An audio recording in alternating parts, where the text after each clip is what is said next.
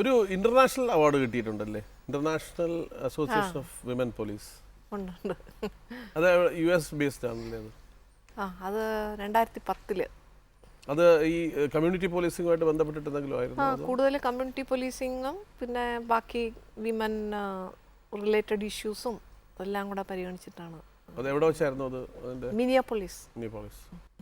അതാണോ ഇന്ത്യൻ നമ്മുടെ president medal 6 first medal, ഇപ്പം 2013 സെക്കൻഡ് മെഡൽ, രണ്ടും വന്നു കഴിഞ്ഞു. സിനിമ കാണാറില്ലേ? സിനിമ വല്ലപ്പോഴും കാണും. വല്ലപ്പോഴേ ഉള്ളൂ. അതിലെ ഈ IPS ഓഫീസേഴ്സിനെ പറ്റിയിട്ട് എന്താണ് അഭിപ്രായം? അത് ചിത്രീകരിച്ചിരിക്കുന്നതോ? സിനിമയിൽ IPS ഓഫീസേഴ്സിനെ ചിത്രീകരിക്കുമ്പോൾ അവരെ ഒന്നെങ്കിൽ അമാനുഷ്യരായിട്ട് കാണിക്കും. നമ്മുടെ സുരേഷ് ഗോപിയൊക്കെ അല്ലെങ്കിൽ മമ്മൂട്ടിയൊക്കെ വളരെ അമാനുഷ്യരായിട്ട് ചിത്രീകരിക്കും. അതല്ലെങ്കിൽ പിന്നെ ജഗതി ശ്രീകുമാറും ഒക്കെ അവതരിപ്പിക്കുന്ന ഒരു തമാശ രൂപേണ. അപ്പം യഥാർത്ഥത്തിലുള്ള പോലീസ് ഇത് രണ്ടുമല്ല. ദൃശ്യത്തിലെ ആശാ ശരത്തിനെ പറ്റി എന്താണ് അഭിപ്രായം? ദൃശ്യത്തിലെ ആശാ ശരത്ത് വളരെ ഭംഗിയായിട്ട് അഭിനയിച്ചിട്ടുണ്ട്, വളരെ ഗംഭീരമായിട്ട് അഭിനയിച്ചിട്ടുണ്ട്. പക്ഷെ അതിനകത്തൊക്കെ പോലീസിനെ കാണിക്കുന്നതും അതല്ലെങ്കിൽ അത് കണ്ടിട്ട് പലരും ഒരുപാട് കുറ്റകൃത്യങ്ങളിലേക്ക് പോകുന്നുണ്ട്. അങ്ങനെ ഒരു ദൂഷ്യമുണ്ടൊരു യാഥാർത്ഥ്യബോധത്തോടു കൂടി വളരെ ചുരുക്കമായി വരാറുള്ളൂ എന്ന് തോന്നുന്നു പോലീസിനെ ചിത്രീകരിക്കുന്നത്. ചിലതിലൊക്കെ ഉണ്ടാവാം. അപ്പോൾ ഒറ്റയ്ക്ക് തന്നെ ഒരു ടീം ആയിട്ടൊന്നും അല്ലാതെ പോയിട്ട് സ്വയം ചെയ്യുന്നതായിട്ട് ഒക്കെ കാണാം. പക്ഷേ പോലീസ് എന്ന് പറഞ്ഞു കഴിഞ്ഞാൽ ഒരു ടീം വർക്കാണ്, അത് വളരെ പ്രൊഫഷണൽ ആയിട്ടുള്ള ഒരു വർക്കാണ്. അപ്പോൾ അതിനകത്ത് അമാനുഷികതയ്ക്കൊന്നും വലിയ സ്ഥാനമില്ല. അതിനകത്ത് സ്ഥാനം എന്ന് പറഞ്ഞു കഴിഞ്ഞാൽ നിയമത്തിനെ മുറുകെ പിടിച്ചുകൊണ്ട് കാര്യങ്ങൾ ബുദ്ധി ഉപയോഗിച്ച് ഒരു ടീമായിട്ട് വർക്ക് ചെയ്ത് വരേണ്ടതാണ്. അപ്പോൾ അതിനകത്ത് സയൻറ്റിഫിക് ഇൻവെസ്റ്റിഗേഷൻ, ഒരു സയൻറ്റിഫിക് മൈൻഡ് നമുക്കുണ്ടാവണം. അതുപോലെ ഒന്നാമത് നമുക്കൊരു നല്ല ക്ലാരിറ്റി വേണം, ഇത് കണ്ടുപിടിച്ചേ മതിയാവുള്ളൂ. അതിന് പ്രതിബന്ധങ്ങൾ എന്ത് വേണമെങ്കിലും ഉണ്ടാവട്ടെ. നമ്മുടെ ലക്ഷ്യം എന്ന് പറഞ്ഞു കഴിഞ്ഞാൽ സത്യം കണ്ടെത്തലാണ്. അപ്പോൾ അതൊരു സത്യാന്വേഷണമായിട്ട് നമ്മളതിനെ തിരിച്ചറിയണം ഒന്നാമത്. അപ്പോൾ ഇൻവെസ്റ്റിഗേഷന് സയൻറ്റിഫിക് അസിസ്റ്റൻസ് വേണ്ടി വരും, ഫോറൻസിക് ഡോക്ടറുടെ അസിസ്റ്റൻസ് വേണ്ടി വരും. പല കാര്യങ്ങളിലും നമുക്ക് ഇപ്പോൾ സൈബറൊക്കെ ആണെങ്കിൽ അതിലുള്ള എക്സ്പേർട്ട്, അല്ലെങ്കിൽ ഒരു അക്കൗണ്ടൻറ്റ് എക്സ്പേർട്ട്, അങ്ങനെ പലരുടെ സഹായം വേണ്ടി വരും. പക്ഷേ അൾട്ടിമേറ്റ്ലി ഇൻവെസ്റ്റിഗേറ്റ് ചെയ്യുന്ന ആ പോലീസ് ടീമാണ് അത് തീരുമാനിക്കേണ്ടത്, എങ്ങനെ ഒരു കൺക്ലൂഷനിലേക്ക് പോകണം. ഇവരെയൊക്കെ അസിസ്റ്റൻസാണ്. അപ്പോൾ ഫൈനലി ആ ടീം ഇരുന്നാണ്. ഇപ്പോൾ ഒരു വലിയ കേസ് അന്വേഷിക്കുകയാണെങ്കിൽ ഞങ്ങൾ അന്ന് ചെയ്ത വർക്ക് മുഴുവനും രാത്രി എത്ര സമയമായി, ഇനി 2 മണിയായാലും ഞങ്ങൾ അത് ഇരുന്ന് ഒന്ന് ചർച്ച ചെയ്യും, നമ്മൾ ഏത് കൺക്ലൂഷനിലേക്ക് പോകുന്നു. അത് എവിഡൻസ് വേ ചെയ്ത് എടുക്കുന്നൊരു സംഗതിയാണ്. പിന്നെ എന്നെ സംബന്ധിച്ചിടത്തോളം പറയുകയാണെങ്കിൽ ആ തെളിവും കൂടെ കിട്ടണം നമുക്ക്. അയാൾ ചെയ്തതാണ് എന്ന് മാത്രം അറിഞ്ഞാൽ പോരാ, യഥാർത്ഥത്തിലുള്ള തെളിവുകൾ നമുക്ക് കിട്ടണം. അതല്ലാതെ എന്തെങ്കിലും പാഡ് ചെയ്ത് അതല്ലെങ്കിൽ നമുക്കറിയാവുന്നതുകൊണ്ട് കുറച്ച് കുഷൻ ചെയ്ത് കൊണ്ടുപോകാമെന്നുള്ളത് എൻ്റെ ഒരു രീതിയല്ല. അപ്പോൾ ആ ടീം വർക്കിൽ എല്ലാവരുമായിട്ടും ഡിസ്കസ് ചെയ്തും ഇങ്ങനെ പോകുമ്പോൾ നല്ല റിസൾട്ട് കിട്ടും. സത്യാന്വേഷണമാണെന്നുള്ള കാര്യം നമ്മൾ ഒരിക്കലും മറക്കാതിരിക്കുക. അതിൽ ചിലപ്പോൾ പ്രഷർ വന്നെന്നിരിക്കും, ബുദ്ധിമുട്ടുകൾ വന്നെന്നിരിക്കും, പിന്നെ ഒരുപാട് കാര്യങ്ങൾ അനാലിസിസ് ചെയ്യാനൊക്കെ ചിലപ്പം മെൻ്റൽ സ്ട്രെയിൻ കൂടാതെ ഫിസിക്കൽ സ്ട്രെയിൻ വരെ ചിലപ്പം വന്നെന്നിരിക്കും. അപ്പോൾ അതെല്ലാം ഇതിൻ്റെ പാർട്ടായിട്ട് അതിൽ നമുക്ക് ഒരു അതാണ് നമ്മുടെ ഒരു കോർ ഡ്യൂട്ടിയാണ് എന്ന് മനസ്സിലാക്കിക്കൊണ്ട് എല്ലാവരും നിൽക്കണം. ആ ടീം ഒരുമിച്ച് നിൽക്കും. ഞാനൊരു പ്രധാനപ്പെട്ട കേസ് ഉണ്ടെങ്കിൽ അതുപോലൊരു ടീമിനെ എടുക്കുള്ളൂ. അപ്പോൾ നമുക്ക് വീണ്ടും ഒരു പാട്ടിലേക്ക് പോവാം. ഏത് പാട്ടാണ് താല്പര്യം? എന്തെങ്കിലും അതിനൊരു റീസൺ കൂടെ ഉണ്ടെങ്കിൽ അതും കൂടെ പറഞ്ഞാൽ സന്തോഷമായിരുന്നു.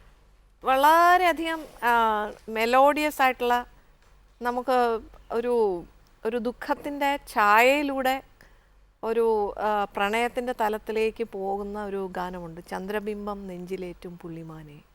പ്രണയം ഉണ്ടായിരുന്നിട്ടുണ്ടോ എപ്പോഴെങ്കിലും?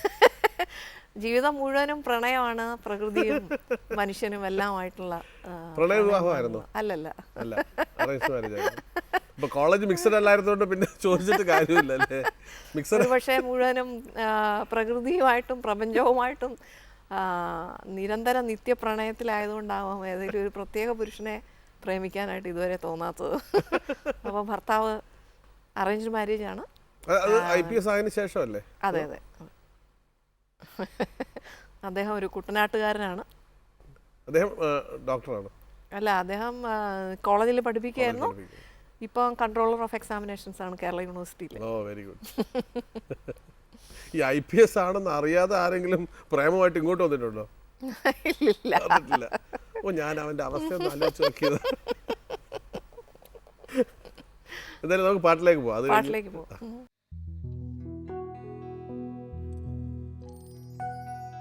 ചന്ദ്രബിംബം നെഞ്ചിലേറ്റും പുള്ളിമാനേ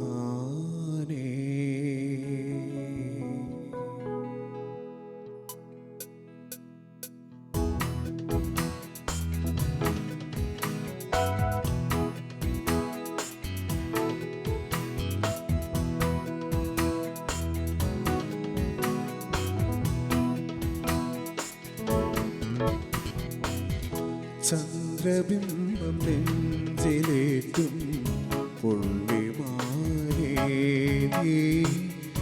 എൻ്റെ നെഞ്ചിൽ തുള്ളി വന്നതെന്തിനാണ്?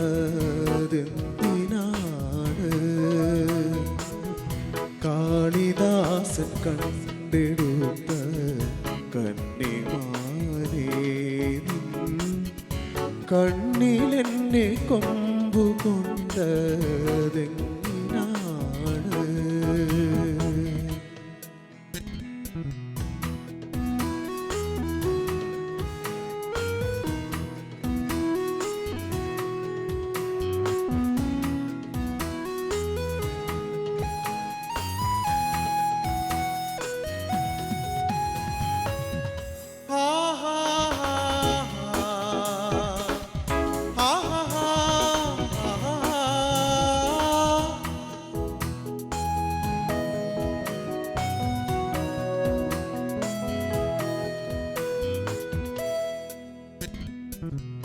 മയക്കുന്ന മയിൽ പീലി വീണകൾ മന്മഥന്റെ മലരമ്പിൻ ആവനാഴികൾ മന്ദഹാസമഴയിൽ ഞാൻ നനഞ്ഞുവല്ലോ നിന്റെ മനസ്സെന്ന പുഴയിൽ ഞാൻ കുളിച്ചുവല്ലോ. ചന്ദ്രബിംബം നെഞ്ചിലേറ്റും പുള്ളിമാനേ എൻ്റെ നെഞ്ചിൽ തുള്ളി വന്നതെന്തിനാണ്? കാളിദാസൻ കണ്ടെടുത്ത കന്നിമാനേ കണ്ണിലെൻ്റെ കൊമ്പ് കൊണ്ടതെന്തിനാണ്? 2-3 വ്യക്തിത്വങ്ങളെ എടുത്തു ചോദിക്കുകയാണെന്നുണ്ടെങ്കിൽ ഇഷ്ടപ്പെട്ട ഒരു കവയിത്രി ആരാണ്? കവയിത്രി ബാലാമണിയമ്മ ഏറ്റവും ഇഷ്ടമുള്ള ഒരു കവയിത്രിയാണ്. പിന്നെ സുഗതകുമാരി ടീച്ചർ. പിന്നെ സിനിമയിലാണെങ്കിൽ ഒരു നായിക കഥാപാത്രം അല്ലെങ്കിൽ ഒരു ആക്ട്രസ്, ഒരു ഫീമെയിൽ ആക്ടർ ആരാണ് ഏറ്റവും ഇഷ്ടമുള്ളത്? ഇപ്പോഴുള്ളതിൽ മഞ്ജു വാര്യർ നന്നായിട്ട് അഭിനയിക്കുന്നുണ്ട്. പാട്ട് എസ് ജാനകിയാണ് ഏറ്റവും താല്പര്യമുള്ള. ജയചന്ദ്രൻ, എസ് ജാനകി. അല്ല, ഞാൻ പെണ്ണുങ്ങളിൽ പുതിയ പെൺകുട്ടികളാണ് ശ്രേയ ഘോഷാൽ. ശ്രേയ ഘോഷാൽ ഒരു അത്ഭുതമാണ് അല്ലേ?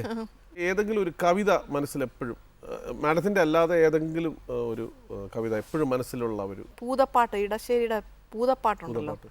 അപ്പോൾ അതിനകത്തൊരു പൂതത്തിൻ്റെ കയ്യിൽ നിന്ന് അമ്മ കുഞ്ഞിനെ തിരിച്ചു വാങ്ങുന്നതാണ്. എന്തോ ഒരു കവിതയാണ് അതൊന്നും മലയാളിക്കോ ഒരിക്കലും മറക്കാൻ പറ്റാത്തൊരു കവിതയാണ് പൂതപ്പാട്ട്.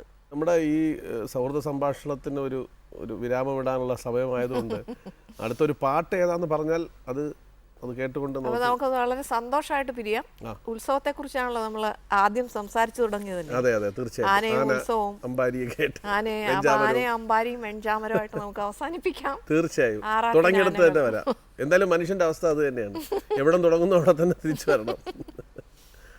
ആറാട്ടിൻ ആനകളുടെ എഴുന്നള്ളി അല്ലേ? എന്തായാലും നമുക്ക് ആ പാട്ട് കേൾക്കാം. എന്തായാലും വളരെ തിരക്കിനിടയിൽ സ്മൃതി മുദ്രകളിൽ വന്ന് ഒരുപാട് പഴയ കാലങ്ങളും പുതിയ കാലങ്ങളും ഒക്കെ പങ്കുവച്ചതിന് വളരെ വളരെ സന്തോഷമുണ്ട്. Thanks lot for coming. നന്ദി.